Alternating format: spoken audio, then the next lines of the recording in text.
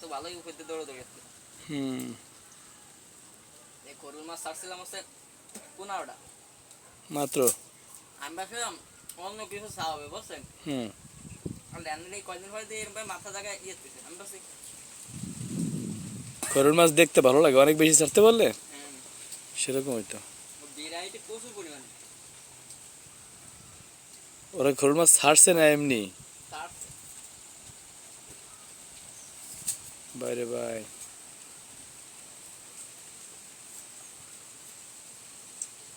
ওরা তো দিন ভরে বাসে। হুম এই ভিডিও করার মাঝখানে মাঝখানে একটা হাত দিয়ে আবার জুম করি, জুম করলে